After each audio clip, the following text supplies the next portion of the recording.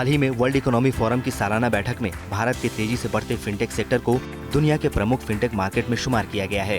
ऐसे में इस सेक्टर्स को और आगे बढ़ने के लिए ऐसे बजट की उम्मीद है जिससे मझोले शहरों से अब छोटे शहरों में भी कंपनियां अपना कारोबार बढ़ा सकें। इसमें खासकर ये भी कहा गया है कि महिलाओं के लीडरशिप वाले कारोबार पर अलग से ध्यान दिया जाए। फिनटेक कंपनियों को बीते 1 साल से कई रेगुलेटरी बदलावों और सुधारों का सामना करना पड़ा है।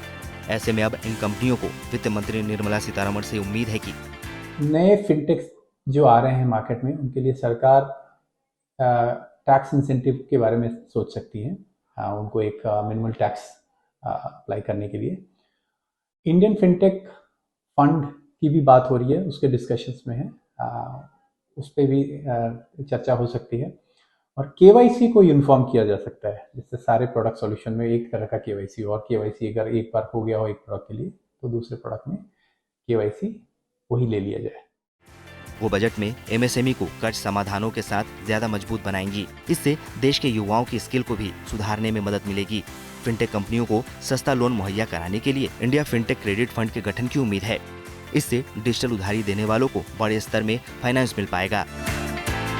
IFCF जैसे क्रेडिट फंड स्थापित होने से कर्ज देने वाले फिनटेक की पहुंच देश भर में होने का अनुमान है। इससे वो महिलाओं को जरूरत के मुताबिक कर्ज मुहैया करा पाएंगे। IFCF के गठन के साथ ही फिनटेक सेक्टर को उम्मीद है कि बजट में उनका वित्तीय बोझ कम करने के उपायों का भी ऐलान होगा। इसके अलावा बजट में फिनटेक कंपनियां आर्थिक बोझ घटाने के लिए जो डिमांड कर रही हैं, उनमें शामिल है टैक्स में छूट मिले, फिनटेक कंपनियों को फलने फूलने के लिए माहौल बनाए जाए। ऐसा होने पर फिनटेक कंपनियां ऐसे उत्पाद और सॉल्यूशन मुहैया करा पाएंगी जो ग्राहकों और कारोबार के लिए ज्यादा फायदेमंद होंगे। बजट से की जा रही है कि ये डिमांड इस क्षेत्र की बढ़ती ताकत को देखते हुए वाजिब कही जा सकती है। दरअसल centre for advance financial research and learning यानी CAFRL की रिपोर्ट के मुताबिक 2016 से 2021 के दौरान 14,000 नए स्टार्टअप की स्थापना हुई, जिनमें से आधे फिनटेक उद्योग से थे। रिपोर्ट में अनुमान जताया गया है कि 2030 तक फिनटेक की उधारी बैंक से ज्यादा हो सकती है।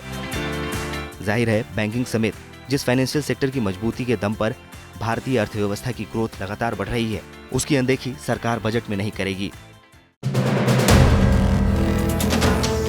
वीडियो पसंद आया तो हमें लाइक, कमेंट, शेयर और सब्सक्राइब जरूर करें।